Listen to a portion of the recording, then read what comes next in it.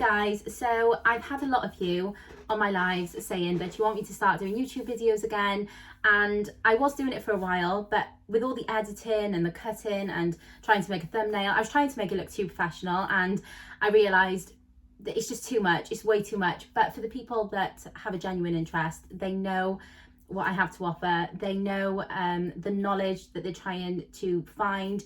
They won't care if the videos too put together, they won't care. They like the raw proper footage. So here it is. I decided to just do a normal video and I'm gonna upload it, and hopefully it will be beneficial to some of you. You'll have to excuse my squeaky chair.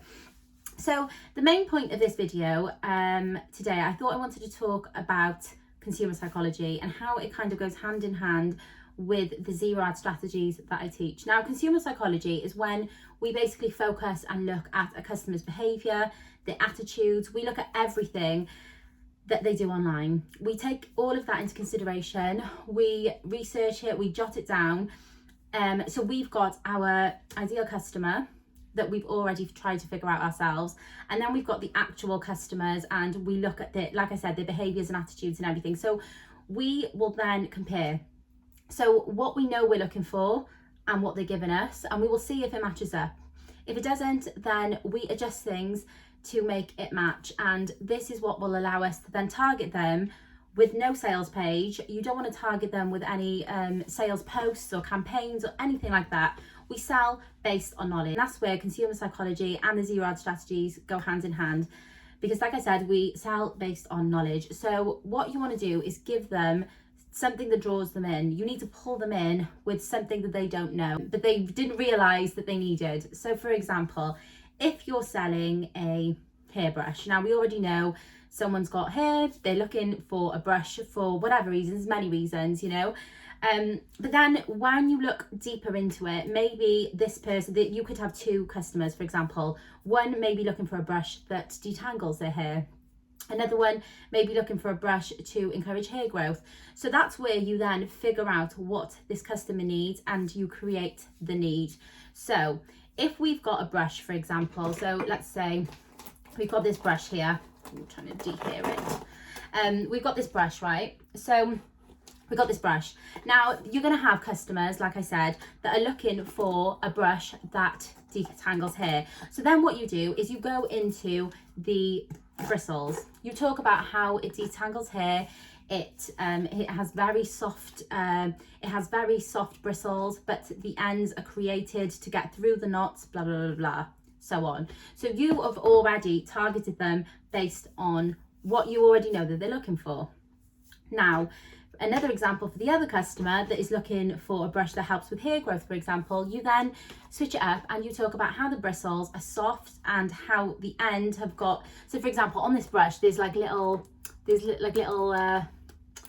balls, you could say, I'm not sure, I don't even know what you call them, but you would talk then about how that helps massage the scalp and encourages hair growth. So do you see how we target the customers based on knowledge and their needs? And that's just a rough idea of how you draw them in based on knowledge. So you're not just selling this brush like, oh, buy this brush, it helps with this, it helps with, no. You want to just talk about how this brush benefits what they're looking for. And that is an idea of how we use consumer psychology and then target them using the zero ad strategies. This is really, really powerful and very strong when used correctly. People buy based on their emotions. So it's our job to kind of activate those emotions, which will allow us to draw them in, create leads, gain traffic, and obviously make those sales. Now, overall, I think it's very important to understand that there's no wrong or right way about this. Every brand is different, every product is different, every person is different. Your job is to gain a lot of knowledge. So you need to gain a lot of knowledge around your niche, the product, your target audience, and by doing that and gaining that knowledge will allow you to target them, and it's like a domino effect then. And as you're going along and you notice the sales, you notice the traffic, and you notice the buyers, and you also notice the non-buyers, you'll start to pick up and understand on what's turning them away, what's bringing them in, what's turning them into a customer. So there's a lot that goes behind it, and there's a lot to build the foundation. But once the foundation's built, you will have a strong brand and you will have a strong marketing strategy, which you can then use further down the line. When it comes to scaling, I do have a lot of questions about scaling, and people saying to me, you know, okay, organic marketing's working, zero ads marketing's working, but how do you keep it consistent? How do you scale it? And that's simple. So once you've found the strategy or strategies that work for your brand, you then amplify it. You outsource it to other people. So you give them the strategies, you show them exactly what works for your brand, and you allow them to do it for you. So let's say you've found a strategy that works and it's bringing you in, say, 10 sales a week. By giving that out to another 2-3 people, that's 20, 30, so on sales a week, you know? So that's the way we scale it. And once it's outsourced, it's out of your hands then. You know, you don't need to do anything. You won't need to be consistent in doing it all yourself, because that's the point of outsourcing. This is how it can consistently work and hold your brand up.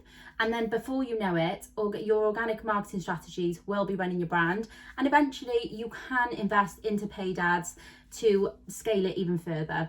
But to begin with, I always recommend trying organic marketing, trying zero ad strategies to gain that initial capital to then go off into paid ads. Paid ads naturally work. It runs 90% of businesses. But what you do need to remember is it's very competitive. It's very expensive. The returns can be very small to start off with. So you are kind of playing around with a lot of money in the beginning. So if you are a beginner and you're just starting and you are looking into building a brand online, but you're scared of the initial consistent monthly outgoings, then zero ads are definitely something you need to look into and something you want to try and pursue with your brand. It will be very beneficial to you and your business. And then what tends to happen is over time, when customers are happy with the service, happy with their product, they speak, and word of mouth is the best for business. So they will continue to tell other people, and you can also retarget them with new products. And because they felt safe and they've had that kind of personal experience with your brand, they won't hesitate to buy again. So yeah, it was just a very quick video. I hope it was beneficial. I hope it's given you a kind of better understanding of how zero ads can kind of work, how consumer psychology fits into it. I will do more focused videos on certain subjects. It's still very new, so I'm not sure what you guys want to learn about.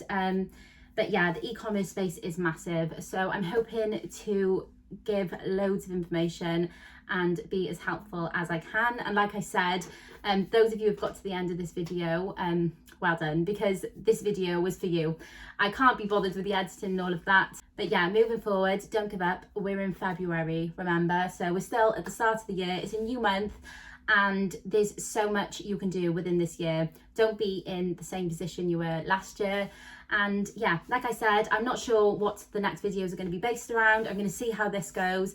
And if any of you have got any suggestions, please drop them in the comments below. Hopefully I will do a more targeted and in-depth video on the next one. I will see you guys soon.